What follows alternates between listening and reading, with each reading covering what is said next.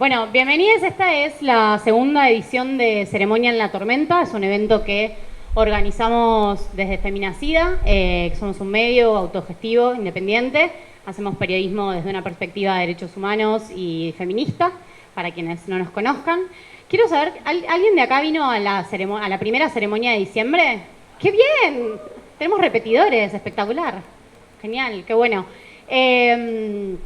Bueno, la idea es, este evento surgió en realidad un poco surgió post-balotage del año pasado, pero en realidad era una instancia que hace un montón que nos veníamos proponiendo de tener, de esto, de un encuentro presencial, donde nos permitiera conversar y pensar un poco más sobre lo que está pasando, sobre cómo organizarnos, sobre lo que viene, y que saliéramos un poquito del algoritmo de las redes y de esa velocidad que pretende que tengamos ideas y respuestas y conclusiones que duren un minuto y que sean fáciles y rápidas.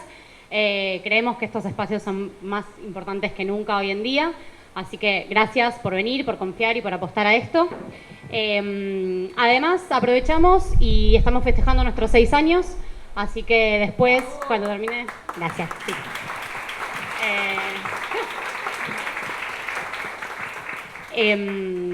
Son 6 años de mucho crecimiento. Arrancamos con un medio de comunicación y también tenemos una escuela de formación y damos talleres y tenemos una comunidad, y como fuimos creciendo apostamos a esta forma de hacer comunicación y periodismo. Así que les invitamos, después de que termine el panel, nos vamos a quedar ahí en la parte del patio tomando algo, comiendo algo, siguiendo seguir debatiendo un poco lo que conversemos hoy acá. Así que más que invitadas a quedarse.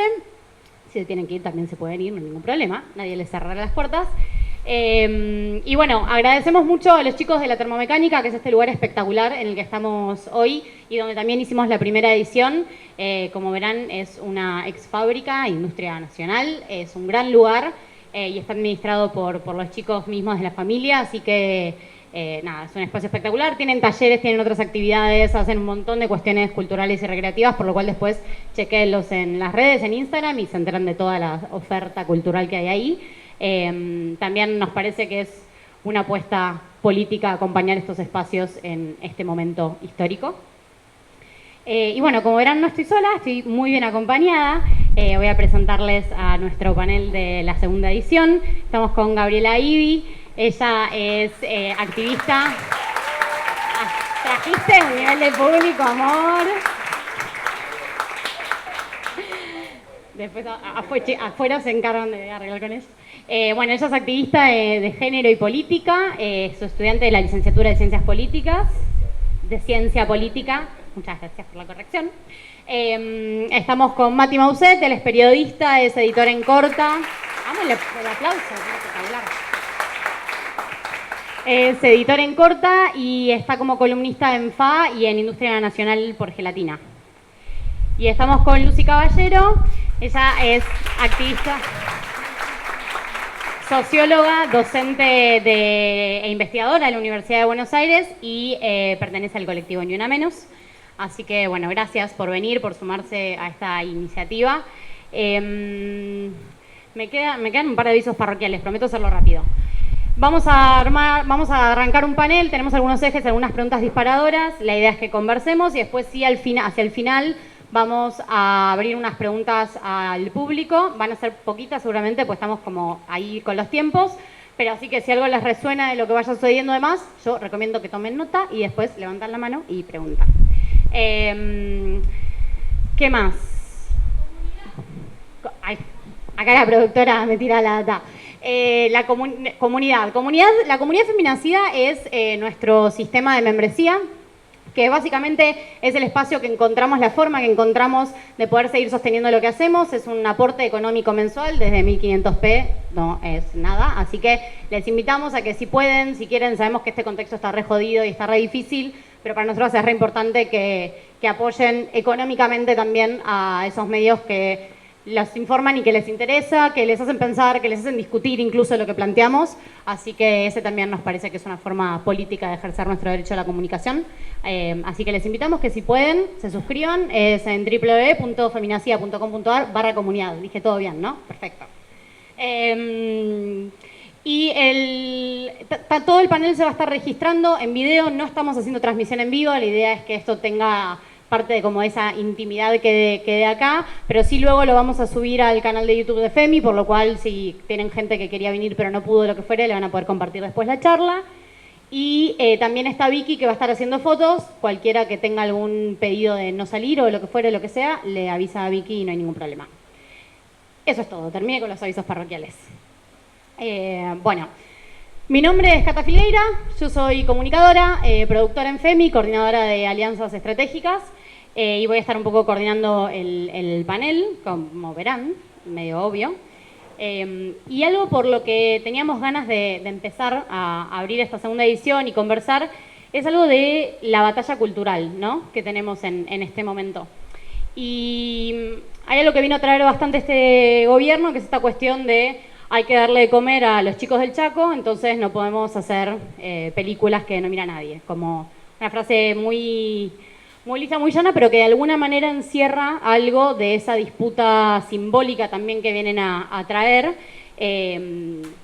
donde todo es como una especie de cuenta de Excel o un casillero de Excel y todo tiene que tener saldos positivos y todo es una cuenta matemática, como si no hubiese personas adentro, si no hubiese deseos, intereses, placer. ¿Cómo se batalla contra esa concepción del mundo donde todo se reduce a plata, a la lógica del costo-beneficio, a la rentabilidad? ¿Cómo entablamos esas conversaciones? Bueno, en realidad, sí, qué loco, ¿no? Ya se establece la batalla, o sea, no hay otra manera de, de enfrentar. Bueno, primero y principal, ¿cuánto tiempo tengo? Porque yo le doy más o menos un reel.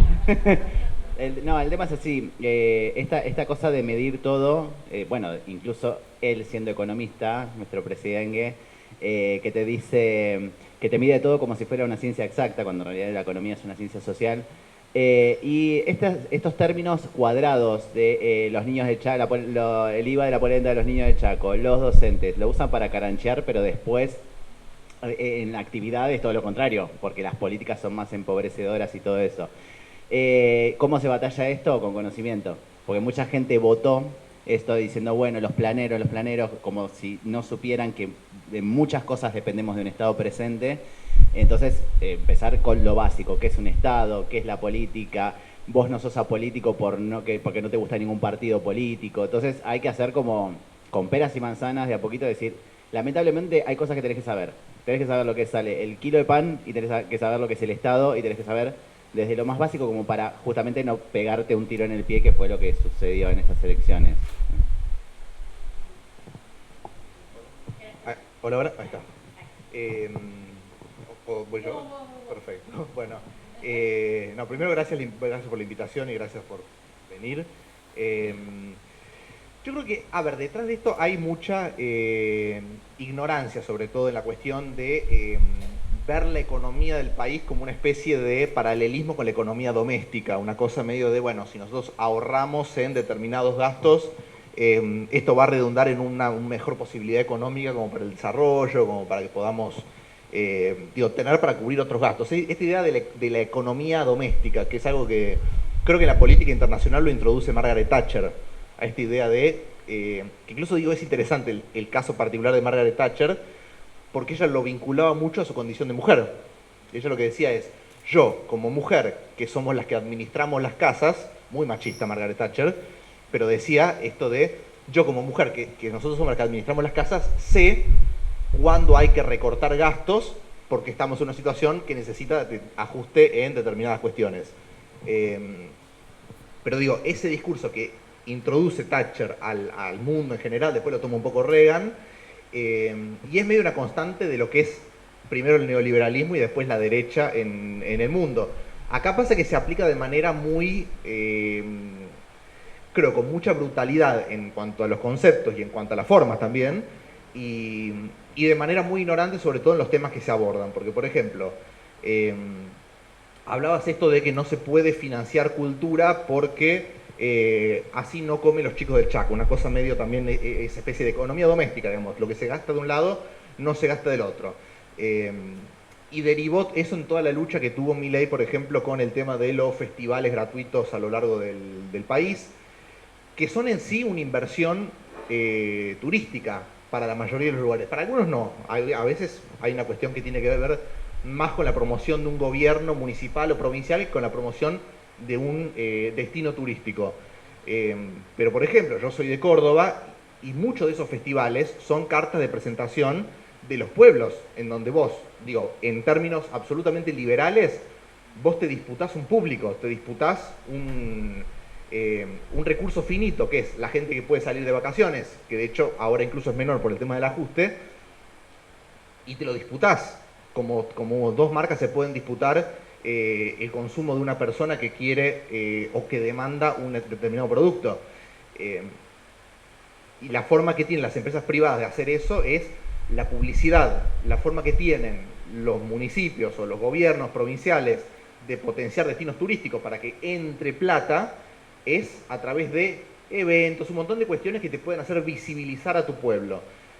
Por eso a mí me resulta raro este concepto, esta gente tan fanática del sector privado que no vea o que no interprete que una cuestión básica del sector privado en serio, no de la economía doméstica, del sector privado que invierte, que funda empresas, que crece económicamente, que se hace rico, que es el sueño máximo que tiene toda esta corriente de pensamiento, es a través de la inversión. Creo que lo importante es también dar la discusión económica respecto al tema de la cultura, que la cultura es inversión y es inversión también como para que haya un vuelto después en términos de desarrollo y en términos de lo que puede venir después. El ejemplo máximo que tenemos de esto son los países, entre comillas, desarrollados, las potencias mundiales, cuya inversión muy grande, por ejemplo, es en cine y en distintas industrias culturales que te potencian como país aparte. Estados Unidos tenía un régimen impositivo para todo lo que era la producción de cine, que había una rebaja, por ejemplo, de un montón de tributos para películas que pusieran la bandera de Estados Unidos en alguna escena, digamos, o en alguna parte. Y eso, claramente es apostar a un sentido nacional desde la cultura, que va incluso desde lo económico. Es decir, vos podés lograr mejores resultados desde lo económico en tanto y en cuanto haya una valoración positiva de la propia gente hacia tu país y también en tu posición en el mundo. Por eso no es poca cosa que películas argentinas estén compitiendo en festivales internacionales o en los Oscars. No es poca cosa que artistas argentinos tengan repercusión internacional. Son cartas de presentación, así como un festival en Jesús María es una carta de presentación de Jesús María para con el resto del país. Todo es, además de la cuestión más humana que tiene que ver con el derecho al disfrute, el derecho al goce, todo es también un activo económico. Creo que por ese lado incluso puede ser un eje de discusión más allá de la cuestión netamente humana, que se le puede dar a un gobierno que tiene lo económico como su principal activo. Pero es una economía doméstica, no es la economía real que uno ve después en el mundo real. Bueno.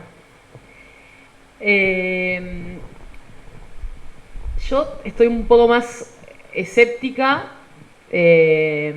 porque creo que igual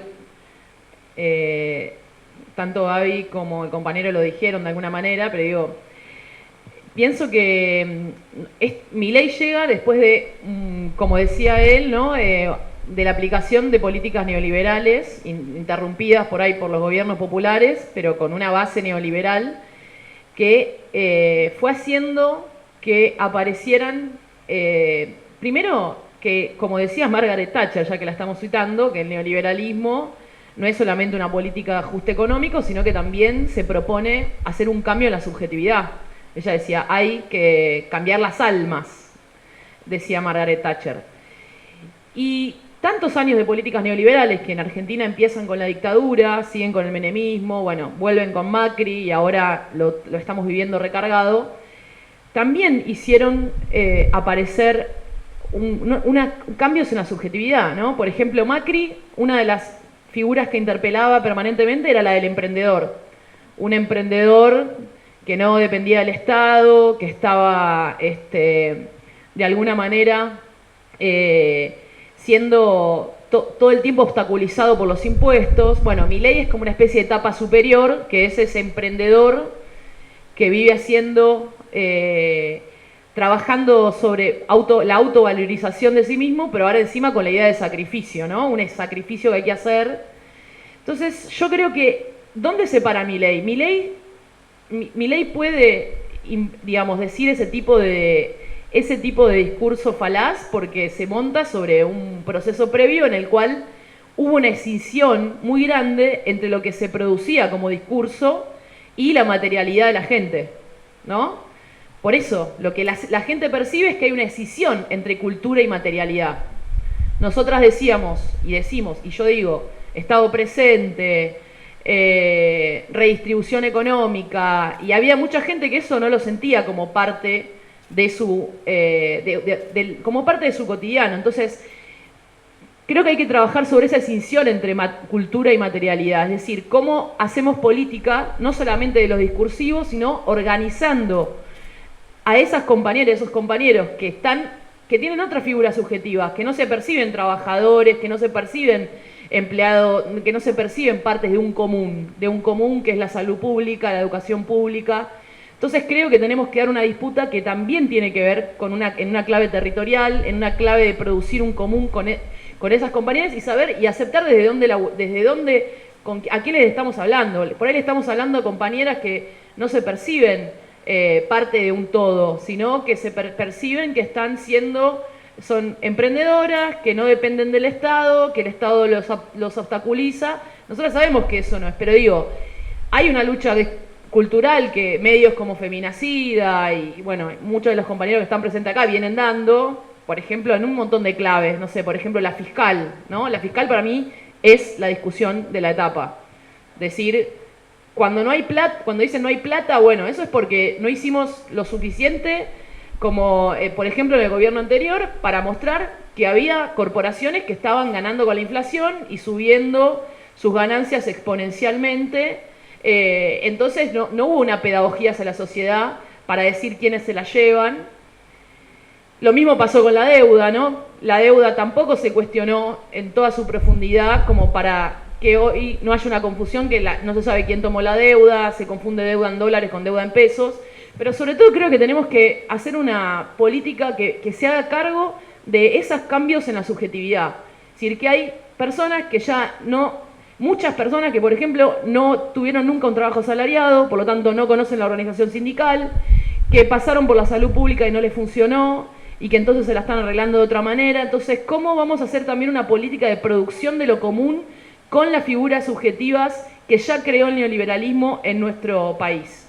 Y que tiene que ir a destruir esa escisión entre el discurso y la materialidad.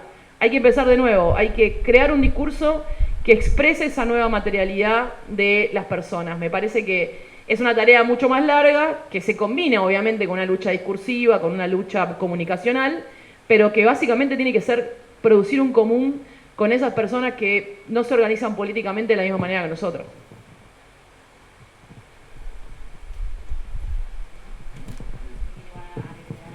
No, yo quería, estoy muy de acuerdo con lo que dijo la compañera recién, pero aparte hay algo que me parece que es, agregando a todo esto, que es que mucha parte de esa subjetividad también es verdad.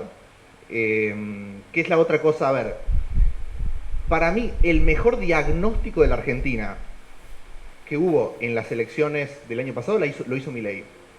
Y por eso gana. Milei no gana por la propuesta, ni por el plan económico, ni por esa idea de la escuela austríaca, ni toda esa falopa, ni la cuestión conservadora, por nada de eso, gana por el diagnóstico. Ese que hizo el diagnóstico más preciso de la Argentina en el momento en que la gente tenía que ir a votar. Y no lo hizo ni porque la política, bueno, una parte de la política sí, está atrasada, pero hay mucho de tabú también. Y hay mucho de idea, una cosa muy ideologizada que no te permite discutir en serio problemas, propuestas y cuestiones en las que un tipo viene y te dice, che, en el Estado hay un montón de ñoquis, que es algo que desde la política hay como una especie de siempre confrontación a ese tipo de ideas. Y la verdad es que la mayoría de la gente conoce a alguien que cobra del Estado o que tiene algún carrito fantasma que va una vez a cobrar y listo. Digo, la mayoría de la gente conoce a alguien. Entonces, cuando vos venís con una crisis encima, venís con problemas económicos, venís con una serie de frustraciones constantes en las que cambiaste de gobierno varias veces, los problemas que existían se acrecentan y aparecen problemas nuevos que no existían en los periodos anteriores. Y claro, a ver, va a haber una responsabilización siempre de la política en esto. Hay una idea medio vieja y me parece utópica que alguna vez paguen los empresarios o los multimillonarios alguna responsabilidad moral por algún desastre o por algún desbarajuste de la economía argentina. Va a ser siempre de la política, porque es a quien elige la gente. Entonces me parece que Milei lo que hace es justamente eso, da un diagnóstico que es muy preciso en ese entorno de lo que era la realidad argentina y de algunos de los problemas que me parece que la política tradicional, por alguno de sus matices, hoy está obligado a revisar. Me parece que no se sabe cuánto va a durar esto, qué va a pasar. Hay una idea medio de que es una tormentita pasajera y pasa, para mí, el libertarianismo llegó para quedarse. O sea, llegó como un sujeto político para quedarse en la historia argentina, con el que va a haber que convivir por muchísimos años, no solamente los años que gobierne Milei, sino que además lo que era, no quiero hacerla muy larga, pero está la teoría esta de la ventana de Overton, que es, vos corres una ventana y, digamos, limita cuál es la discusión ideológica que vos tenés. Entonces, vos la podés correr hacia la izquierda, que es quizá como estuvo corrida hace unos años, cuando vos estabas discutiendo cuestiones que tenían que ver más con una agenda progresista, y la derecha era la apelación a cierta normalidad y conservadurismo que no cambie muchas cosas. Hoy eso se ha corrido a un nivel en que lo más revolucionario que podés hacer es pedir que se respete la Constitución, que se respeten las instituciones, que no haya bardo, que un presidente medianamente normal que no tuitee un meme acusando a un gobernador de tener síndrome de Down, digamos, como eso es el rasgo de normalidad o de relativa moderación que hoy es lo más revolucionario que vos le podés pedir a este contexto. Entonces, bueno, digo, en esa situación me parece que estos movimientos llegan para quedarse. La derecha, a partir de ahora, va a ser esto, va a ser este planteo, no va a ser el planteo de la derecha moderada y de buenos modales de hace 10 años o de hace 15 años. Con lo cual la política va a estar obligada a revisar cosas, a revisar cómo funciona el Estado.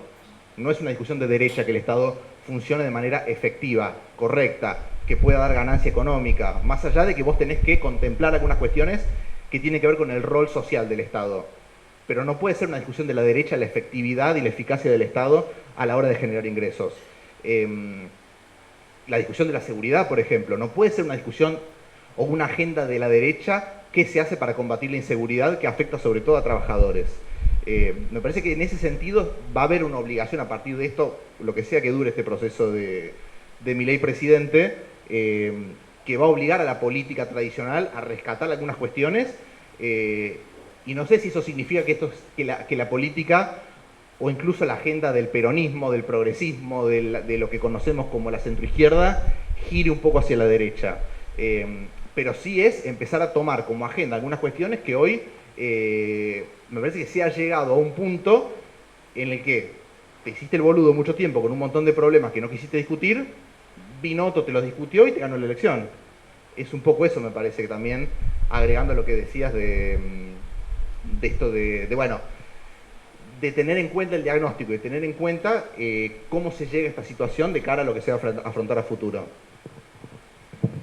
Y en esa misma línea, porque algo que también veníamos hablando, esto como esta vuelta al conservadurismo, que vos decías, bueno, por ahí la agenda progresista tiene que volverse un poco de, no sé si de derecha es la palabra, pero mi pregunta es, ¿efectivamente es la única opción que tenemos, ese giro hacia volvernos un poco más conservadores? En los feminismos se habla mucho de, bueno, se pasaron 3 pueblos, entonces ahora pasó lo que pasó, y entonces la única opción que tenemos es volver como a ese feminismo un poco más polite de la mujer que teníamos. ¿Es la única opción que tenemos? No, única opción no, porque si no estaríamos como viéndolo todo como una ciencia exacta, como está haciendo el desquiciado este que tenemos ahora. No, creo que es una cuestión de... Es más, al contrario, yo lo que estoy notando, y yo como persona también activista, que en ciertos puntos me considero progresista, que también me he virado medio fascista en ciertas reacciones, pues vos decís, pará. Claro, viste, por culpa de ustedes. Pero sí, pasaba esto que vos antes decías, no, bueno, pero no sé, decís, esto no, moderate, porque si no al final estás haciéndole el caldo gordo a ellos, estás haciendo igual que ellos. Nosotros somos distintos. Y acá tenés una situación extrema donde justamente te lleva a decir, después ponemos en la mesa otra vez este debate. Ahora nos están atacando con cuchillos, tenemos que atacar con los mismos cuchillos de los mismos tamaños, directamente cagarnos a tiros porque no tenemos forma de defendernos frente a esta situación. Te buscan volver a la situación de la ama de casa sumisa, las pick me girls, que ahora tenés las libertarias ahí, que ay sí, bueno, todo lo que digan ustedes, Dios, patria, familia, y todo eso te llevan a eso, o cuando vos haces contenido que va en contra de sus ideales, de la derecha, de Dios, patria y familia, vos fíjate que siempre nos atacan que ayer salió lo del presupuesto que por ley de las hormonas repartidas por el Estado y es aprueban el presupuesto para hormonizar niños. O sea, en ningún momento, o sea, leí el boletín oficial y no hay ningún apartado que diga hormonizar niños. O sea, te llevan al sensacionalismo para que no avancemos justamente porque lo que yo noto particularmente en este momento, de hecho, a mí me causó mucha gracia porque yo estaba en distintos grupos de WhatsApp. Cuando queda Milei, estoy en grupos de WhatsApp de la comunidad LGBT y en grupos de WhatsApp de mezcla, gente cisgénero, heterosexuales. Entonces, lo que pasaba era, la comunidad LGBT quedó Milei, listo, ya teníamos todo, bueno, hormonas acá, antirretrovirales allá, qué sé yo, ¿viste? Nos íbamos recomendando porque estamos siempre en peligro, siempre que nos cortan los presupuestos de todo, etcétera. Y los grupos heterosexuales, tengo miedo, ya no sé qué hacer. Entonces... Claro, porque es la primera vez que te pasa a vos, pero para nosotros siempre nos tiran las políticas atrás, siempre tenemos que salir a marchar por eso. Y ustedes fíjense que acá, mientras estamos dependiendo de organizaciones como la CGT, que es heterosexual, patriarcal, machista, o sea, son todos varones gordos que representan los guerreros orcos que nos van a defender y dependemos de ellos para salir a la calle. Perdón si ofendo a alguien, porque igual ya me cancelaron en la semana, así que... Ya no. Y después que el movimiento 8M nos dijo, voy a depender. No, salimos a la calle. ¿Qué pasa? Nos sacan el INADI, nos saca todo. Sale la demanda contra Danan por transfobia. Y se aprueba el presupuesto. O sea, parece que tiraron el INADI y al contrario, es como que avanzamos con más derechos, porque incluso movió a la comunidad LGBT, las disidencias, a decir, nos vas a sacar todos, y como somos rebeldas por ley, o sea, ya antisistema, porque indefectiblemente frente a todo tenemos que ir con los tacones de punta, entonces me parece yo, desde mi lado, o sea, creo que la derecha sí pretende que vos vuelvas a la ama de casa sumisa que va a cobrar 2,50 mangos porque no te mereces cobrar una jubilación, porque... ¿Qué cuesta limpiar una casa, mantener pibes, cambiarles el pañal y llevarlos a la escuela? Nada. El que laburó fue el macho, como dijo Milei, que dijo, se merece más cobrar una jubilación mi viejo que mi vieja. O sea, tu vieja te fumó a vos toda tu infancia. Necesita cosas ART, necesita de todo. Así que, no, para mí no. Para mí esa es la conclusión. A eso quería llegar, redondando. Esa era la respuesta.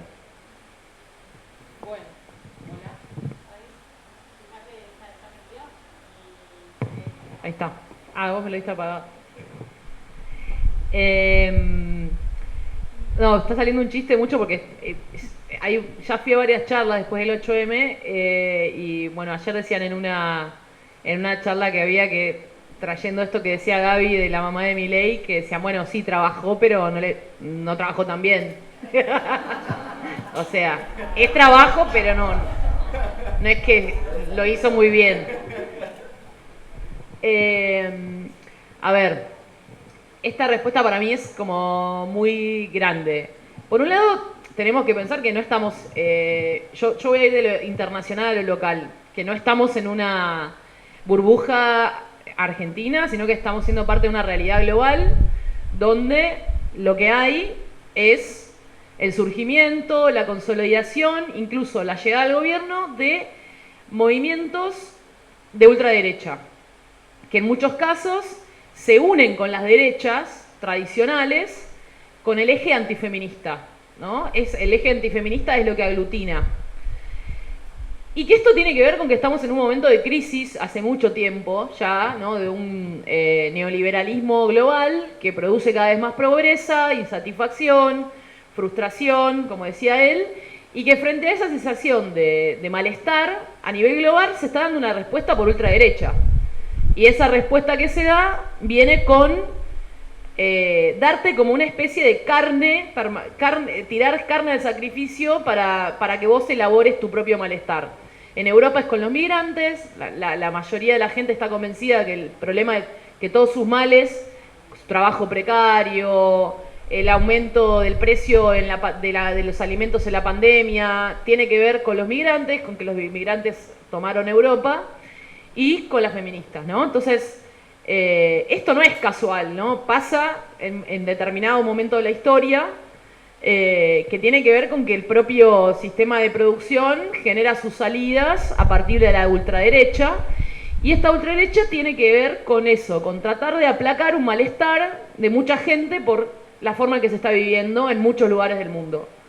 Y para eso se generan chivos expiatorios, que son las feministas, pero también tiene que ver con que el movimiento feminista efectivamente pone en crisis cuestiones que son estructurales y que molestan. Milei está mucho más adelantado que varios de nuestros compañeros cuando fue a decir a Davos que el feminismo es justicia social. Dijo, yo aborrezco la justicia social, frase siguiente, feminismo. Bueno, eso tiene que ver con que la ultraderecha responde también a una fuerza de desestructuración que tiene el movimiento. Cuando el movimiento dice, el trabajo de las casas es trabajo, el trabajo comunitario es trabajo, bueno, se está poniendo en discusión cómo se remunera el trabajo, cómo se distribuye la riqueza. No es que estamos discutiendo algo que no molesta. Molesta, desestructura roles, el de la ama de casa, pero también el de la chica que se deja abusar en el trabajo, porque el trabajo precario es también una economía del abuso. Hay muchas compañeras que tienen abusos en el trabajo y no lo pueden dejar el trabajo porque tienen un contrato de mierda, porque no están organizadas, porque no están los sindicatos. Entonces, ese es el tema, ¿no? La pregunta es, ¿qué es lo que nosotros pusimos en riesgo en términos de lo que hoy necesita este sistema de producción para seguir reproduciéndose? Y lo tenés claro, porque Milei, cuando te dice las amas de casa que se jubilaron con la moratoria previsional, que para mí es una de las políticas más importantes de la historia en términos de reparación, cuando te dice las mujeres que se jubilaron así no se la merecen, lo que te está diciendo es eso, digamos, hay una cantidad de trabajo necesaria para reproducir la vida, para mantener el sistema de producción y reproducción que no estamos dispuestos a pagar, o que vamos a todo el tiempo devaluar.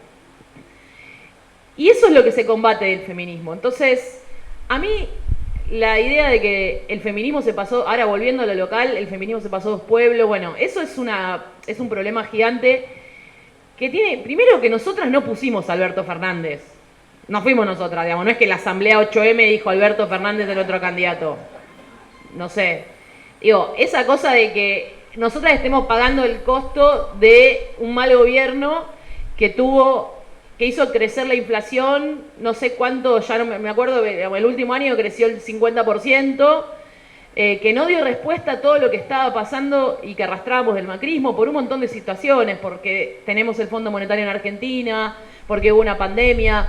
Digo, más allá de todo lo que podamos discutir, el problema es lo que decía el compañero también. La gente votó porque no daba más, porque no quería saber más nada, porque las últimas dos opciones políticas no le estaban dando respuesta. Y eso no fue culpa del feminismo, ¿no? Esto ya lo viene diciendo mucha gente y ahora ya para ir hacia lo propositivo, yo la verdad que lo que pienso es que las cuestiones no se pueden elaborar solamente en un plano teórico, en un plano... Digo, ¿qué estamos viendo hoy? Estamos viendo que Milei está aplicando una cantidad de políticas que nos están agrediendo permanentemente, despidos, devaluación, congelamiento de salarios, de subsidios, la ciencia, bueno, todo en destrucción. Y estamos viendo hoy que uno de los movimientos que construyó la marcha más masiva fue el movimiento feminista. Pero también una marcha, no solamente una marcha que denuncia las políticas de ajuste, sino también una marcha que denuncia el disciplinamiento. Porque las compañeras estaban prendidas a fuego y se estaban diciendo el que no salta votó a Milei y que bueno, tuvimos que bajar gente de las vallas, o sea... Entonces, me parece que ahí hay una clave de una rebeldía, una forma de discutir con esta derecha, con esta ultraderecha, que me parece que si cualquier movimiento que se proponga transformador no puede apostar, para mí, ¿no? a que hoy la salida sea Moreno. Y lo digo porque si no vamos a estar con un elefante en el ascensor y nadie lo va a decir. O sea, discúlpenme. Digo, hay cosas que son respetables, pero no me parece que eso pueda ser una salida transformadora. Y tampoco se verifican los votos, ¿no? Porque es una persona que sacó el 0,04% de los votos. Y creo que nosotras no tenemos la culpa de lo que hizo, de lo que no funcionó en el gobierno pasado. Y que por otro lado, no solamente, digamos, depende de lo que vos quieras, ¿no? Para mí un proyecto transformador, como tuvimos por lo menos de lo que yo creo, para mí el último gobierno de Cristina, que fue un gran gobierno en ese sentido, en términos de cómo se articuló esta discusión de la distribución económica y también de los derechos sociales, civiles. Bueno, no puede ser un movimiento que retroceda, no puede ser un movimiento... Lula asumió con el movimiento indígena al lado, con las feministas negras, ayer se sacó una foto con el cartel de Marieli, en Colombia está pasando lo mismo, me parece que no tiene nada que ver, que nos están haciendo pagar el costo, como ha pasado muchas veces en la historia, de errores que nosotros tampoco no cometimos, porque tampoco nosotros estuvimos en los grandes lugares de decisión. Digo, el acuerdo con el Fondo Monetario Internacional no lo hizo ahora Barrancos, así que realmente me parece que si queremos una política transformadora hay que tomar una política que realmente enfrente el ajuste, pero también el disciplinamiento que implica este ajuste en las subjetividades, y para mí eso va por el lado de los feminismos.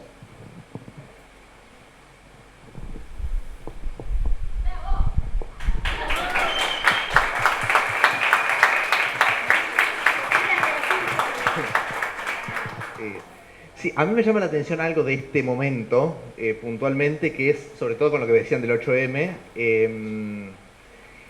es esta idea permanente que tiene el gobierno de subir al ring al feminismo. Lo del 8M a mí me impresionó bastante. Estamos hablando de la decisión anunciada horas antes de esto de reemplazar el Salón de las Mujeres de la Casa Rosada por el Salón de los Próceres, meter ahí a Belgrano, San Martín y Menem. Pero ya que estamos, metemos a Menem, pero pero yo, y creo que fue percibido generalmente, lo tomé como una cosa, ¿viste? El nene que te molesta para que le prestes atención, como eso de ¿qué podemos hacer? Vamos a cambiar el Salón de las Mujeres para mojarles la oreja. ¿Y cuándo lo vamos a hacer? El 8 de marzo. De hecho, eso fue una conversación, esto de que alguien del gobierno sugirió, che, ¿les parece 8 de marzo hacerlo? ¿Meternos en este quilombo? Sí, 8 de marzo dijo Karina Milei. Entonces digo, claramente, me parece que ahí se vieron los hilos, de que ahí no estabas ni proponiendo ningún tipo de reforma ni estructural, ni espiritual, ni nada, sino que era simplemente una mojada de oreja. Entonces me parece que es interesante el tema de primero cómo el gobierno busca la construcción de agenda a partir de la reacción que se tenga enfrente, porque después veía un par de tweets de algunos, Romo por ejemplo, algunos de los que siempre vos sabés que forman parte de esa estrategia tuitera del presidente, pero esto de mirá cómo saltan indignados por un salón y no por los nenes pobres del Chaco, una cosa... sí. No. Claro, no, y aparte es Chaco, no hay pobreza en ningún otro lado, pero no, yo no había visto tanta reacción de indignación. Creo que fue una reacción más de risa la que hubo por parte de la gente de mirar lo que están haciendo. Creo que es algo que incluso lo tenían preparado, es la reacción que ellos esperaban, era la de indignación. Incluso me parece que era la idea que se viera en la movilización del 8 de marzo, sobre todo para alimentar un estereotipo.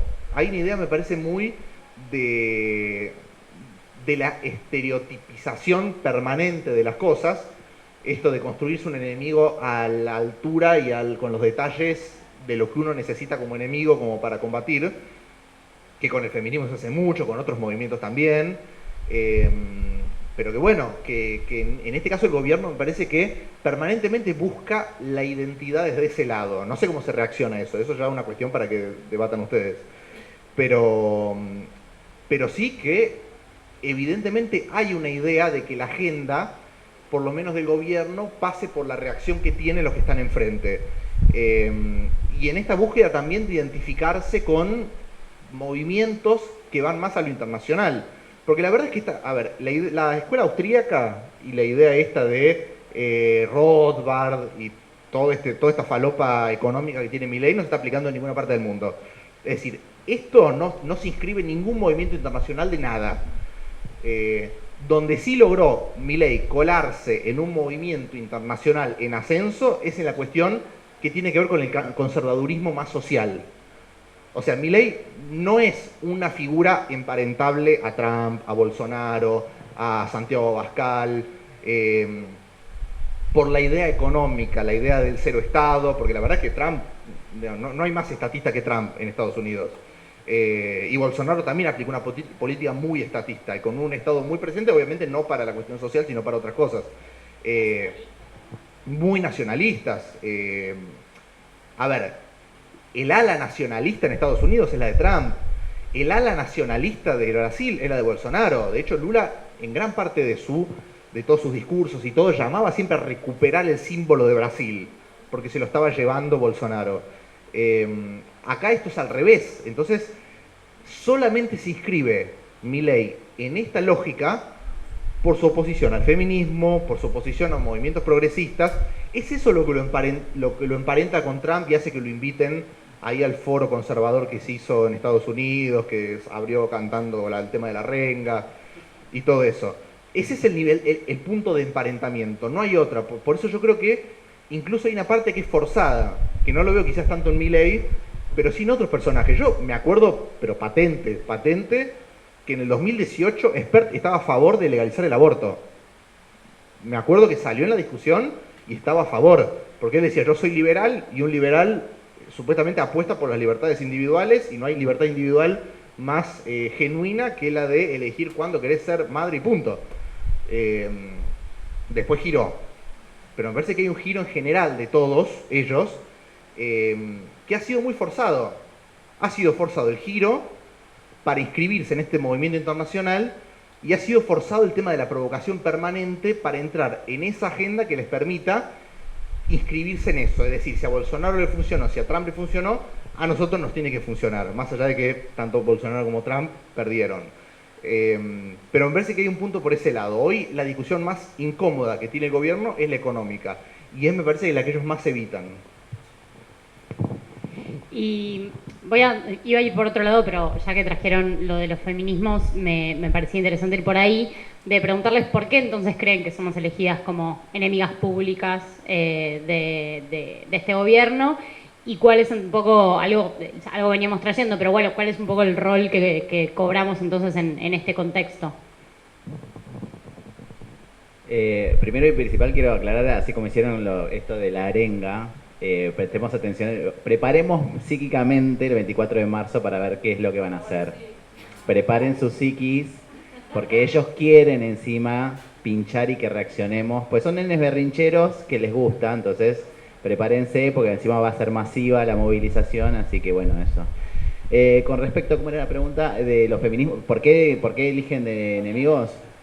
Porque primero por esta cuestión de que saben que hay una respuesta. Primero, o sea, desde mi teoría, este movimiento surge a raíz del avance del feminismo.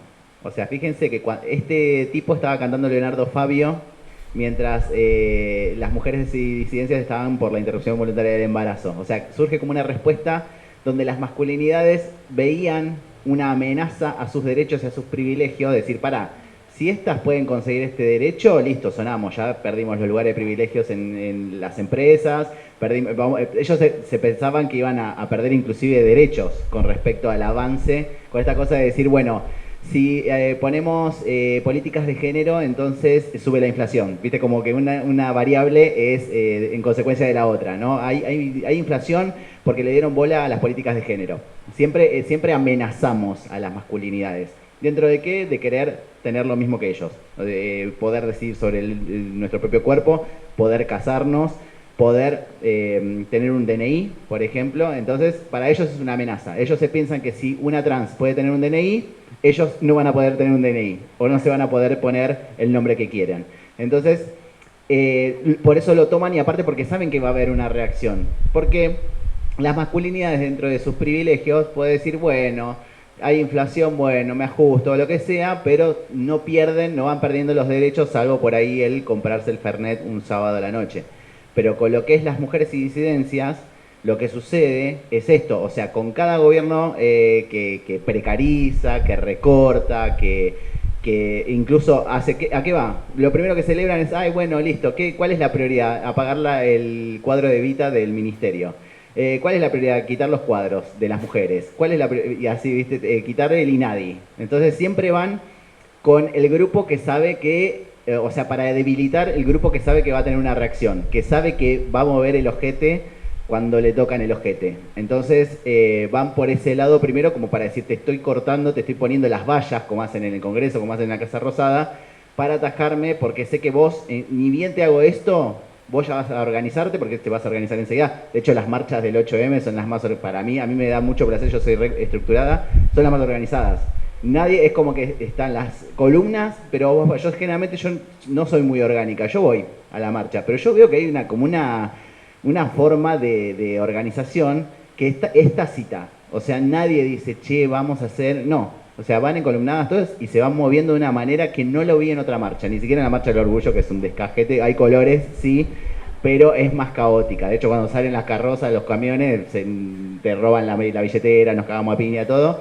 Pero, entonces, lo que noto es eso. Entonces, ¿por dónde van? Dice, bueno, vamos a atajar lo que más va a reaccionar y lo que más organizado está frente a las políticas que vamos a meter, y porque aparte lo que queremos es desempoderar a los movimientos que están acostumbrados a tener que empoderarse y a reaccionar constantemente, pienso.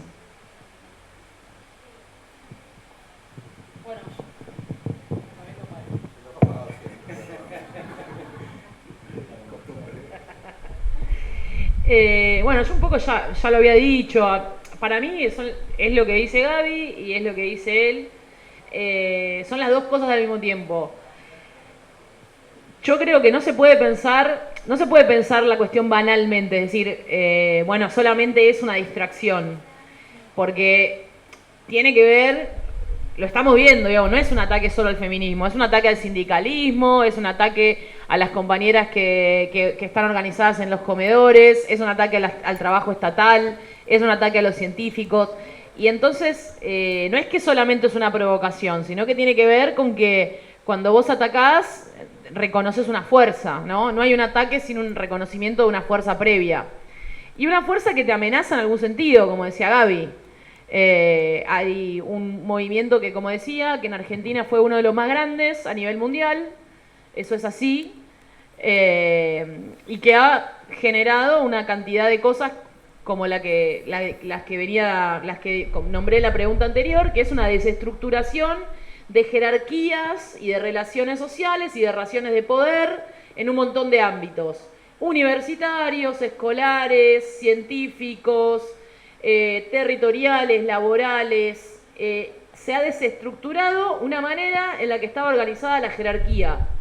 Entonces hubo un montón de gente que se empezó a animar a cosas. Bueno, gente que dijo, no, yo quiero mi DNI, otra que dice, a mí me corresponde un derecho porque el Estado me cagó a palo durante 40 años, como las compañeras trans. Otra que dice, bueno, yo me quiero casar. Mucha gente que dice, lo que yo hago en mi casa es trabajo, así que no te voy a hacer el aguante mientras vos mirás el partido. Y hay una relación de poder ahí. Es una micro relación de poder que construye una manera en la que nos relacionamos y en la que estamos disputando riqueza. No es una cuestión, o sea, es poder, es una relación de poder que construye una disputa en términos de riqueza. Por eso se empezó a discutir la brecha salarial, por eso se empezó a discutir el trabajo no remunerado. Y frente a eso hay una reacción. Hay una reacción que además se utiliza estratégicamente, como decía el compañero. Se provoca. ¿La provocación qué hace? La provocación... Tenemos que empezar a discutir esto porque, como decía Gaby también, digo, la provocación es una forma de desviar energía social, militante, afectiva, psíquica, hacia otro lugar. Por eso nos provocan. Porque nosotros estábamos organizando la marcha del 8M, nos estábamos juntando todos los sectores políticos de la Argentina. O sea, todos los sectores políticos de la Argentina estaban viniendo a las reuniones desde las compañeras afrodescendientes hasta todas las despedidas del Inca, Telam, Banco Nación, sindicalismo de todas las corrientes, fuerza política del Frente Renovador hasta la izquierda trotskista, una unidad que no existe hoy en otro movimiento. Mientras estábamos haciendo eso, los tipos, como decía Gaby, los berrincheros, empezaron con las redes, el Salón de la Mujer, ponieron a Menem, mi mamá nunca trabajó, bueno, esa provocación te lleva al terreno de ellos también, ¿no? Te lleva a un terreno de discusión mediática, te metes en el Twitter, dejás de hacer lo que estabas haciendo, te fumás 14 puchos, dejás de laburar. Bueno, yo creo que hay que trabajar, hay que trabajar en esos dos planos, ¿no? Nos provocan, pero porque también les molestamos, porque hay una fuerza de desestabilización que ellos no aceptan, no quieren saber nada, es un ultra neoliberalismo que necesita reforzar jerarquías, relaciones de poder para funcionar. No es un neoliberalismo de los 90, que estaba todo bien, ¿no? Que bueno, a la noche te ibas a, no sé, estaban los boliches gay, estaba todo bien. No, este es otro, es un neoliberalismo recargado, más autoritario, que necesita reforzar jerarquías para ese modelo que él fue a decir a Davos. Concentrar riqueza y concentrar riqueza en 5 multimillonarios. Y entonces creo que son dos cosas que funcionan al mismo tiempo, que nos molestan y nos hacen, porque efectivamente hay una fuerza que se reconoce, pero también porque están en una estrategia de generar todo el tiempo, los chicos del Chaco y el DNI no binario, los chicos del Chaco y el cine, me parece que son las dos cosas y que hay que poder laburar en los dos planos.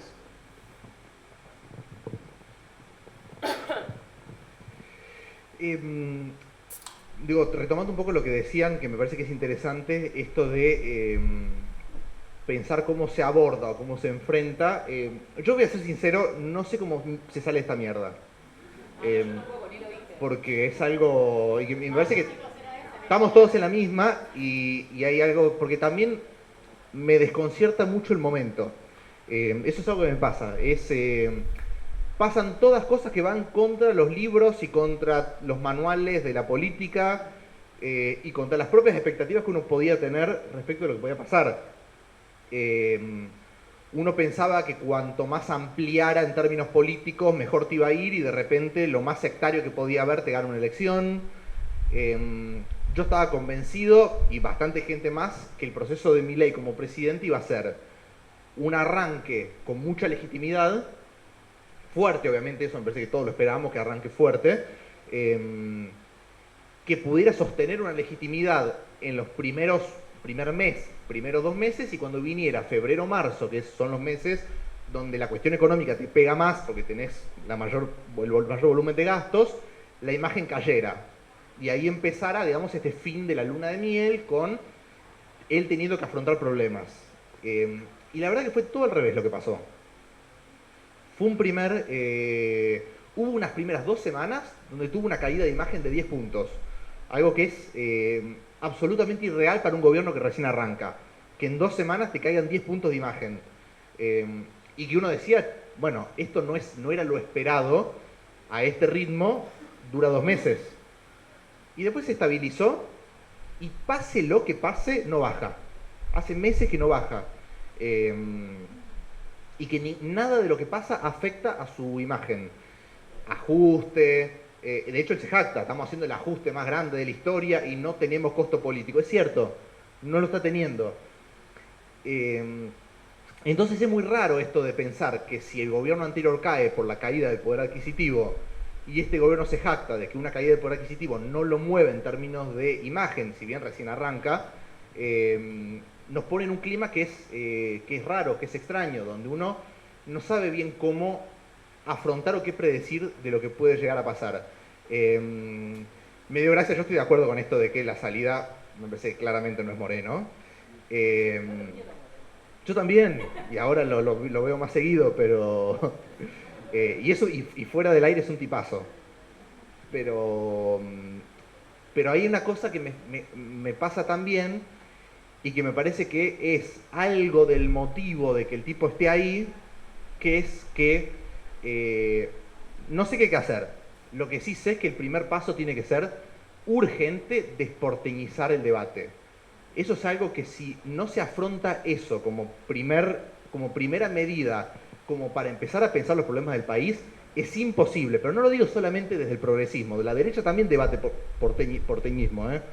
Uno prende la televisión en cualquier canal de derecha y lo primero que dicen es los servicios, lo que decían, ponele que ahora no tanto por el tema de lo que está pasando ahora, pero hace unos meses te decían los servicios están muy baratos en Argentina.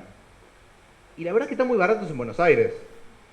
En el interior no están baratos. De hecho, el mayor gasto vos lo tenés en servicios. Y quizás los alquileres no tenés un problema tan grande como tenés en la ciudad de Buenos Aires o como tenés en algunas ciudades turísticas donde es un problema conseguir alquileres, pero en otros lados no. Es un problema nacional, pero en otros lados está menos presente eso. Es una preocupación más grande los servicios que los alquileres. Entonces hay una cuestión general de discutir porteñismos, digamos, de una discusión que no posa sus ojos más allá de lo que pasa en el AMBA. Y me parece que todos los espacios políticos, antes del cierre de listas, vieron eso. Entonces dijeron, bueno, ¿qué somos? ¿Quiénes son los posibles candidatos del peronismo? Y bueno, era Massa, era Guado de Pedro, era Scioli. En el PRO vos tenías a Larreta y a Bullrich, Milei después apareciendo como algo que se esperaba que fuera tercera fuerza, y se dieron cuenta que cuando vos tenías que cuando vos veías encuestas y hacías un desagregado de encuestas por lugares, pasaba algo que es que el número de indecisos en el interior era enorme. Y en Capital y Provincia de Buenos Aires no era tan grande. Eso es algo que llamaba siempre la atención. Yo lo marqué un par de veces el año pasado, esto de, está pasando algo en el interior que acá no se está viendo, pero no se están sintiendo representados por ninguno de los espacios políticos tradicionales que tiene la Argentina. Y después vimos lo que pasó. El interior, ¿qué votó? Esos indecisos votaron a Milei. Ese es el voto que las encuestas no percibieron de Milei. Esa fue la sorpresa de Milei. Milei, si fuera por el AMBA, hubiese salido tercero en las PASO, tercero en las generales y hubiese perdido el balotaje. Si tomaba solamente el AMBA. Milei gana con un voto del interior, que es un voto tradicionalmente peronista. Lo votó Misiones, donde el peronismo ganaba por 40 puntos. Lo votó Salta, donde el peronismo ganaba por 30 puntos. Lo votó Tucumán, lo votó Catamarca, lo votó... A mí eso es lo que me ponía mal de la elección, porque es como... Y de repente pasan las PASO y el debate acá pasa a ser, ¿por qué los Rappi votan a Milei? Y no sé, los Rappi es una figura masivamente tenida en cuenta en Buenos Aires. No, Rappi creo que en la mayoría de las ciudades del interior no existe. Existe pedido ya, ponele, pero no es una figura masiva el del repartidor. Se usa mucho todavía el llamar al delivery, o llamar al lugar o ir a buscar. Es una figura masiva en la ciudad de Buenos Aires, donde Milei sacó 19 puntos en las PASO y 19 puntos en las generales. Le fue muy mal en la ciudad de Buenos Aires. Entonces, hay algo que me parece que todavía no entra en la discusión de acá, que es ver qué carajo está pasando. El peronismo es el único espacio que reaccionó mal a una estrategia que tuvieron todos, que es, hay mucho indeciso en el interior, la elección va a pasar por el interior. ¿Qué hacemos? Ponemos vice del interior, con eso lo resolvemos. Larreta lo eligió a Morales, Bullrich lo eligió a Petri, en su momento, bueno, ¿cómo? Más al chivo, pero el peronismo reacciona, por ejemplo, muy mal a la elección primera del peronismo antes que se elija la fórmula de Massa, que era la de Guado de Pedro con Mansur. Hubo una reacción que a mí me llamó la atención, ¿viste? Una cosa medio, que aparte yo la percibo como una cosa medio como de esa cosa de que te da suciedad, ¿viste? ¿Qué es lo que hoy pasara si, por ejemplo, Gildo Infran fuera candidato a presidente? Acá no lo aceptarían. O si Zamora, que me parece un muy buen gobernador. Que me parece que eso es algo que hay que deconstruir, pero inmediatamente, esta cosa de que te dé asquito el tema de lo que pasa en provincias del norte, ¿viste? Con Mansur fue así la reacción. Y era como, bueno, la verdad es que si un gobernador viene de hacer que su espacio reelija por 60 puntos en la quinta provincia más grande del país, algún mérito tiene. Me parece que tiene algún mérito más que los dirigentes porteños, muy simpáticos, que sacan 0,7, que no van a la Ciudad de Buenos Aires hace 30 años. Entonces hay un poco de eso que me parece que, tanto en los debates como en las representaciones, pero principalmente en los debates, va a tener que empezar a presentarse. La victoria de Milei estuvo en el interior, no estuvo acá. O sea, esta ciudad no es responsable de que Milei gane. Capaz el balotaje sí, porque ahí todos los conchetos del PRO lo votaron. Pero son los conchetos del PRO, que dijeron, ¿qué voto? ¿Al loco de mierda este que no me da confianza para nada? ¿O voto al peronismo de mierda que lo odio? Bueno, votaron eso. Pero Milei llega a esa situación, existe como sujeto político nacional fuerte y es presidente no por lo que pasa acá, por lo que está pasando afuera. Y yo lo que veo es muy poco interés, tanto de la comunicación, bueno, a mí me pasa como periodista también, a mí me enerva cuando la comunicación pasa mucho por acá, desde cosas normales, como que en TN estés 5 horas, o en C5N también, viendo un corte de media calzada en Avenida Libertador, como después en las discusiones y en los debates. Me parece que eso es un punto que, digo el peronismo como espacio más cercano de construcción, de oposición a esto, pero que se va a tener que ver, porque hay algo que está pasando que es, muchos preguntaban por qué los radicales siguen apoyando a Milei, y la verdad es que el radicalismo como partido nacional está muy débil, el radicalismo sigue teniendo fuerza en el interior, y a un dirigente radical del interior lo que le está pasando es lo siguiente. Por ahí está en una provincia que gobierna el peronismo hace 50 años. Dice, no los puedo ganar nunca, pero pasó algo en esta elección que es que ganó Milei en mi provincia. Y sigue teniendo apoyo Milei en mi provincia. Entonces, bueno, me pego a Milei porque esa es una posibilidad que yo tengo de disputar con el peronismo que gobierna en mi provincia. Está pasando mucho eso. Entonces, gran parte del sostenimiento que hoy tiene Milei, que se le pudre y se le genera quilombos acá y todo, es que todavía tiene mucho apoyo en el interior. Por eso digo, me parece que hay un punto en el que no sé cómo se hace, porque yo la verdad que soy de una provincia del interior, no conozco las otras 22, pero si no se incorporan esas miradas al debate y sigue siendo una discusión de porteños con porteños, para mí va a haber Milei para rato. Córdoba aplaude ahí desde el fondo. Bueno, y vamos a abrir, porque se nos fue un poco rápido el tiempo, vamos a abrir, no, tranca, vamos a abrir espacio para preguntas, así que no sé si hay alguien que esté interesado, levanta la mano, nos dice, vamos a hacer 2, 3, como mucho. Ay, la timidez es total. Lo bueno es que no tocaste el teléfono, amiga, éxito total.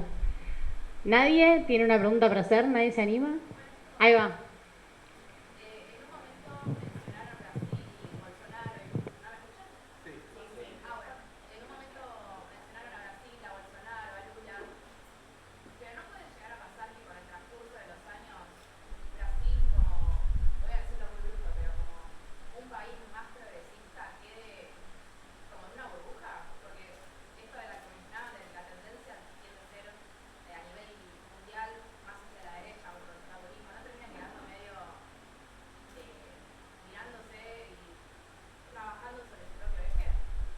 ¿Por qué asumís que Brasil es un país más progresista? No, pero para mí es un buen ejemplo ese. Brasil no es un país más progresista que este, ¿eh? Ni a palo. Brasil es un país con un porcentaje de evangélicos sacados aparte, porque los evangélicos de acá son más normales que los evangélicos brasileños. No es un país más progresista, es un país bastante más conservador que la Argentina. Lo que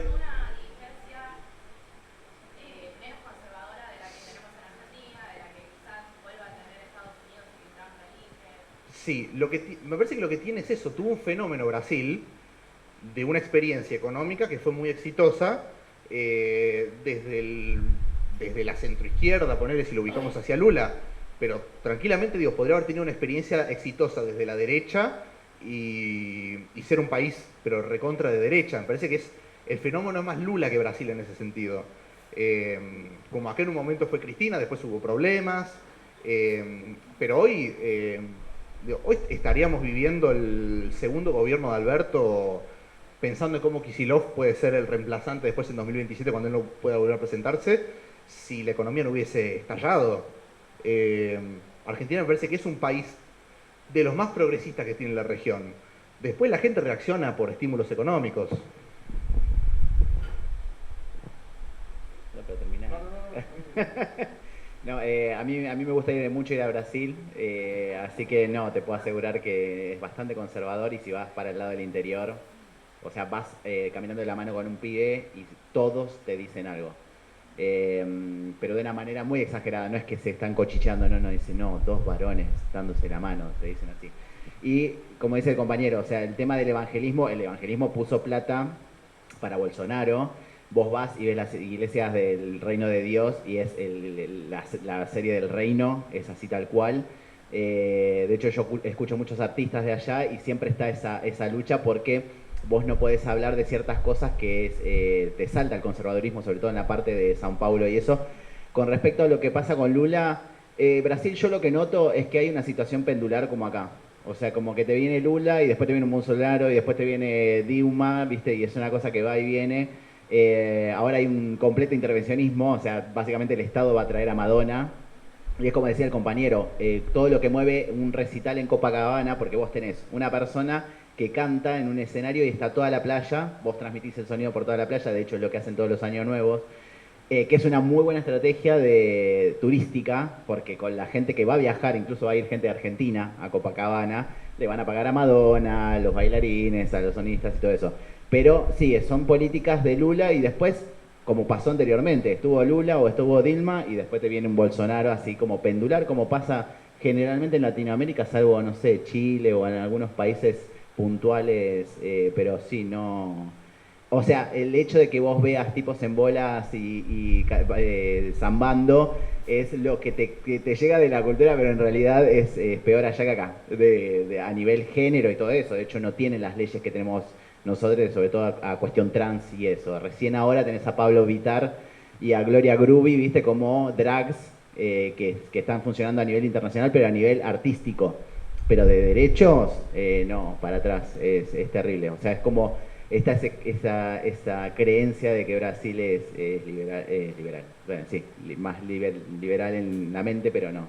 Lamentablemente no es así. No. Yo, dos cositas. Primero me había quedado con el debate que él planteaba de Mansur. No, yo creo que...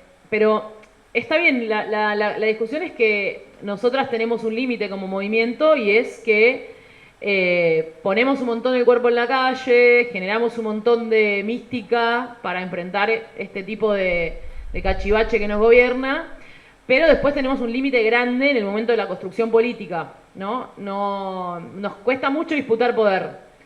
Y entonces, bueno, obviamente, eso se lo puede contar cualquier intendenta de la provincia de Buenos Aires, Mayra Mendoza, Mariel Fernández, bueno, cualquier concejala de cualquier lugar del país. Es muy difícil disputar poder. Entonces me parece que a veces no es tanto que los pueblos sean conservadores, sino que también hay, en general, las opciones se parecen, se perpetúan, digamos, y lo digo también por la reta, no es que hay un problema con... no es que yo tampoco adhiero a esa teoría de que las provincias son feudos y la capital federal, que tuvo 80 años a Macri, no, es una ciudad avanzada. Pero también diría que hay gobernadores como Kicillof, como Quinquela, que tienen políticas de género súper avanzadas. Yo estuve en La Rioja, digo, tampoco creo que sea un debate porteño. Creo que también en las provincias hay muchísimos femicidios, en todo el país se organizó el 8M, hay mucha organización con respecto a eso. Entonces no daría por sentado, digamos, que la discusión feminista se circunscribe a la capital federal, porque hay muchos gobernadores, o algunos de los gobernadores, que están teniendo buenas políticas en ese sentido. Y bueno, ni que hablar, Capitanich perdió justamente digamos, obviamente le hicieron una operación mediática total, pero tenía que ver con que también había una reacción de la gente frente a un femicidio y luego hubo un uso político de eso. Entonces no haría por hecho que la discusión sobre el conservadurismo es una discusión de Capital Federal o del AMBA. El punto 2, yo creo que la compañera se refiere a no está hablando de por ahí lo que estás diciendo, bueno, lo que pasa en Brasil, el progresismo, la diferencia que está expresando la compañera es la diferencia entre tener un Estado o un gobierno que escupa al Estado para promover mensajes misóginos, racistas, transfóbicos, antifeministas, con un gobierno que no lo hace. Esa es la diferencia de Lula. No, más allá de lo que sea efectivamente lo que pase en la calle, ¿no? Hay un gobierno que en este momento, a diferencia del anterior, no emite constantemente mensajes de odio, de transfobia, de racismo. Bueno, y yo creo que lo que pasa es que estamos en un momento de Latinoamérica y global de mucha más inestabilidad que lo que pudieron haber sido los gobiernos populares en los 2000, que tenían una posibilidad de estabilizarse. Y ahora estamos como una especie de lucha más cuerpo a cuerpo, incluso hay mucha más inestabilidad institucional. Pensemos, a veces nosotros estamos muy replegados en Argentina, pero hubo un golpe en Honduras, hubo un golpe en Brasil, hubo un golpe en Bolivia, o sea, estamos en una lucha cuerpo a cuerpo. En Paraguay, bueno, sí, en Perú todavía no se llamó a elecciones. Entonces estamos en un momento de mucha más inestabilidad, porque hay poderes mucho más concentrados que es la región que está en disputa, y me parece que sí hay una diferencia entre un gobierno de Lula que no emite mensajes de odio usando el Estado para eso, con lo que pudo haber sido Bolsonaro, lo cual no implica que toda la sociedad se haya corrido a la izquierda. Me parece que eso cada vez es más difícil y que tenemos que partir de un no saber, como decía él. Vos decías, bueno, cayó el poder adquisitivo en el gobierno de Alberto Fernández y también está cayendo en el de Milei, pero el de Milei no cae. Bueno, porque efectivamente yo creo que no es toda no terminamos de entender la dinámica política solo en la dimensión económica. Milei construyó una simbología que expresa mucho mejor un malestar, ¿no? Un malestar, una frustración, un resentimiento. Entonces, nada, y creo que eso es importante tenerlo en cuenta para hacer política. Cómo trabajar con esa afectividad que va cambiando y que no es estable, que no estamos hablando más de lo que veíamos en el siglo XX, de 50 años de partidos obreros que tenían el 40% de una elección. Bueno. Tenemos lugar para una pregunta más y ya cerramos. Ahí ya hay una mano levantada. Sí. ¿Querés pararte? Así te vemos. Mi pregunta es igual, tiene que ver con lo del interior y con lo del feminismo. ¿Cómo puede hacer el peronismo para articular con el interior y con el feminismo, teniendo en cuenta que son dos fuerzas que tiene a favor y no las está capitalizando? Porque al hacer la conquista del aborto, por ejemplo, no supo capitalizar las fuerzas que supimos mover alrededor del país, que se está generando también en Latinoamérica y en el mundo, y se quedó solamente en la conquista del derecho y nada más, como que todo se frenó ahí. Y eso tendría que haberse presentado, y no se hizo. O sea, ¿cómo puede el peronismo articular con eso? ¿Y cómo puede articular con el interior? Sino que nosotros los peronistas tenemos dirigentes, tenemos conductores y las personas de los otros partidos tienen caudillos. Los caudillos se benefician por el caos y los conductores, por el contrario, se benefician por la organización. Entonces son dos fuerzas a favor que no estamos aprovechando. ¿Cómo les parece que podríamos articular?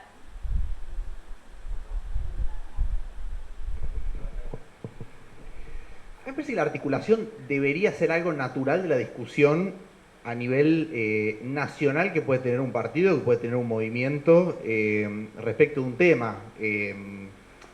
A mí me da cierta cosa también esto de la necesidad de articular con el interior, porque implicaría que es una cuestión externa al peronismo o al feminismo o al movimiento que sea en el que uno quisiera articular. En Estados Unidos no es un planteo cómo articulás con todos los estados. Se articula. No hay un estado que pese más. Hay una capital, que es el Washington D.C., pero ahí viven, o sea, es prácticamente una ciudad política esa, donde reside el Estado nacional, pero después la discusión en sí es una discusión de dirigentes de todo el país y de movimientos de todo el país. En donde el tejano conservador discute con el californiano progre, y se va articulando así. Lo mismo en Brasil. Brasil no no hay una cuestión muy centralizada en un lugar. Pasa lo mismo que en Estados Unidos, hay una capital medio chica, que es en el caso de Brasilia, que es donde reside el Estado, pero después tenés grandes ciudades, muy distintas todas, y una discusión más integrada y nacional. Argentina es un caso que te diría que es el que se sale de la regla. En esto de que vos tenés un núcleo geográfico donde se concentra todo y el resto como una cosa medio, viste, de amparándose en el sistema federal, una cosa desligada como de que, bueno, que se encarguen los gobernadores, que se encarguen las políticas de esos lugares. Debería ser algo natural. Después hay una cuestión de cómo reformás políticamente el país como para que eso sea. Es un país que ha resultado ser muy unitario más allá de su forma de gobierno. También desde lo económico, digo, había motivos, yo no me refería tanto a la cuestión de el género con la cuestión del interior, sí con las discusiones económicas que no se estaban dando. Voy a poner un ejemplo muy boludo, pero es un ejemplo. Ahora está todo el debate de que Milei, porque Milei aparte está errando algo que es, él no lo ve a esto de que él asume con el interior, y ahora ha tomado como una especie de rol de tipo caudillo porteño que va a derrotar a las provincias, una cosa medio, una cruzada contra gobernadores, que me parece que o por lo menos en la lógica tendría que salirle mal, si es ahí donde él tiene su capital político.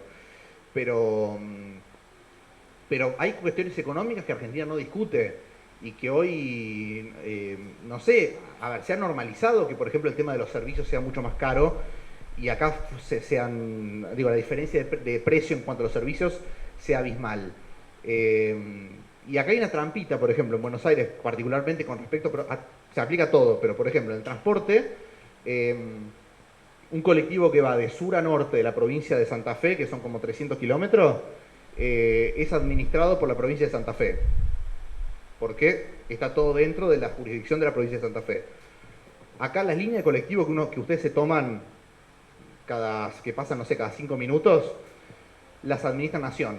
¿Por qué? Porque como la mayoría cruzan la General Paz o cruzan hacia el conurbano, ocupan 2 jurisdicciones y como hay 2 jurisdicciones distintas, tiene que administrar Nación. Eso es el invento ese de la General Paz como divisorio sirve para varias cosas en ese sentido. Por ejemplo, Metrogas, el ente regulador es Nación, porque los caños obviamente no se frenan en la General Paz. Lo mismo con los cables de la luz, por eso tenés Edenor y Edesur administrado y subsidiado por Nación. Pero por eso digo, hay una cuestión económica en la que Nación se ocupa del AMBA y al interior lo deja librado al azar, que me parece en lo que afecta después lo que viene el voto bronca. Que después me preguntaban mucho esto porque yo decía esto y me decían, no, bueno, pero en definitiva votaron un porteño. Pero no es que no votaron un porteño, votaron bronca, que es lo que representaba Milei en esta elección. Milei en esta elección representaba la bronca. Y evidentemente la bronca era mucho más fuerte en el interior que en el AMBA. Es eso.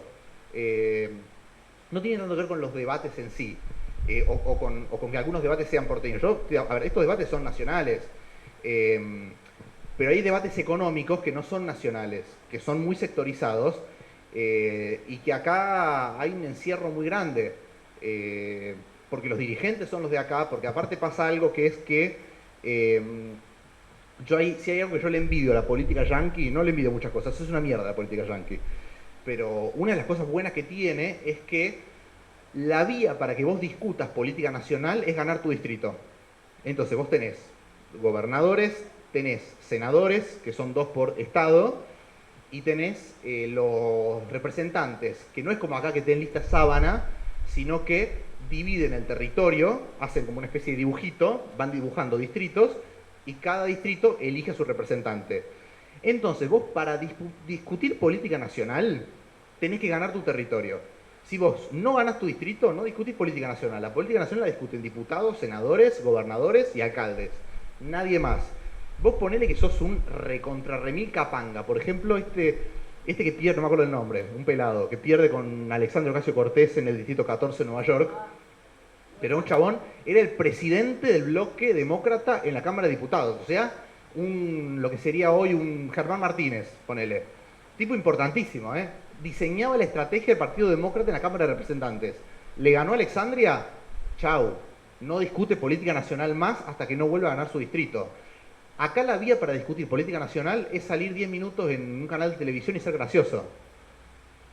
Por eso digo, se realzan figuras como la de Moreno. Y de repente el peronismo discute si su conducción es Moreno o Grabois. Bueno, es un poco eso. Después no sé cómo se reforma en la estructura política de Argentina para que eso pase. Para mí hay una parte de la reforma que proponía Milei que era interesante, que copiaba el sistema yanqui, pero que esa parte de la ley ómnibus era interesante, plantearla, no sé si aplicarla, pero plantearla por lo menos, discutir cómo se hace para que el país no sea tan asquerosamente unitario. Después es cuestión de, bueno, que la discusión nacional tiene que ser una discusión de gobernadores y de intendentes. Yo, con todo respeto, con Moreno, con Grabois, con no sé cuánta cantidad de dirigentes hay acá, pero la verdad que prefiero escucharlo a Infran, prefiero escuchar a Quintela, prefiero escuchar a Jalil, a Melella, prefiero escuchar, me parece que hay cuestiones más interesantes que se dan desde la experiencia de gobernar un distrito y de manejar un distrito y de manejar un gobierno y de hacerse cargo de decisiones que cuando no las tenés y llegás a la presidencia sin experiencia de haber estado en la botonera de tener que decidir, se puede dar caso como el de Alberto Fernández y de otros más también, pero me parece que en ese sentido no sé cómo se hace. La verdad que, yo vengo con la de tirar nada más de las pálidas y después irme a la mierda sin discutir cómo se hace. Pero bueno, va a ser necesario ver la forma de articular eso, porque si no, se está dejando mucha gente afuera de la discusión. Hay mucha gente que no entiende de qué se está discutiendo a nivel nacional. Se está discutiendo a un nivel que deja fuera a 2/3 del país. Gaby y Lucy, ¿quieren agregar algo? No, yo creo que con respecto a las feminidades, el peronismo, las mujeres, creo que hay algo que está esquivando el peronismo, es el debate de el machismo que hay en el peronismo. Siempre la pelota la tiran afuera, y me parece que si se replantean esas cosas, creo que avanzaría desde muchos lados. Me da mucha bronca que el partido más misógino es el que más mujeres tiene. Vos ves una reunión de gabinete, el peronismo, estamos acá reunidos, todos tipos, ¿viste? Un olor a huevo había. Entonces, y después ves el otro que le saca derecho a las mujeres y todas minas. La tenías a las Limones, a la Villarruel, patriarcales, que quitan derechos a mujeres. Pero decís, ¿qué onda? Por eso, y me da una bronca, ¿entendés? Porque vos decís, ¿qué onda? Entonces, eso por ese lado. Segundo, retomar el tema de quitar el porteño-centrismo, porque ayer vi una imagen de Rosenblatt y Rebord en una boleta y yo dije, y casi me bajó la presión porque digo, si esto tengo que votar en el 2027 va a volver a ganar Milei. No es por decirle ella al gato, como nos tiran las pelotas a nosotros, pero me parece que hay que quitar el debate porque encima en plena campaña, mientras en Cava estaban así, ya veo que me van a rajar porque encima estoy en Cava, exiliada, pero mientras Cava estaba así, yo tuve muchos Zooms con muchas agrupaciones del interior que estaban viniendo venir esto y se estaban reagrupando porque encima estaban saliendo, por ejemplo, en Mendoza que salía el gobernador Facho, etcétera. Entonces me parece que el diálogo con los feudos del interior sería eso, justamente, dialogar, porque es como están estos caudillos, como decía la compañera, pero falta ese diálogo. Es como, bueno, yo soy peronista porque, tipo Menem, yo salí con la foto de Perón y Eva y después de peronista, lo que yo no sé, soy de jugadora de fútbol. Entonces, como que me parece que falta ese diálogo porque hay mucho federalismo, pero son islitas. Y bueno, es lo que se está viendo acá y hay un poco que esta ruptura, esta cosa de gobernar desde Cava que hace Milei al país y esa confrontación con las provincias, eso es lo que hay que aprovechar desde el peronismo para recuperar esto que se perdió en las elecciones. Bueno, muchísimas gracias. Lucy, no sé si querés agregar algo. Perfecto. Tenemos fórmula presidencial. Bueno, muchas gracias a todos. Gaby, Mati, Lucy, gracias por participar, por venir. Gracias a todos ustedes por también acercarse. Vamos a concluir acá el panel. Igualmente la fiesta continúa del otro lado. No entiendo, perdón. Juntamos una bocha de donaciones para el comedor de Doña María, así que muchísimas gracias a todos los que trajeron.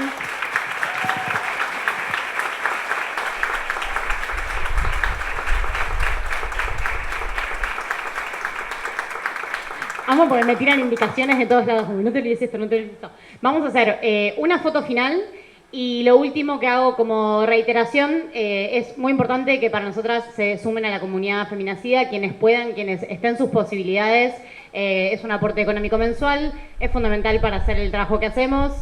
Nuestro contenido es libre, es gratuito, va a seguir estando al alcance de todas las personas porque así conseguimos la comunicación, pero es clave que se puedan sumar. Igual tienen obviamente beneficios y demás, porque acá ya veo que Mica después me va a retar. Pero bueno, eso. Y fin, estamos. Después seguimos tomando, rosqueando y conversando en el patio, hacemos la foto final y cerramos. Muchas gracias.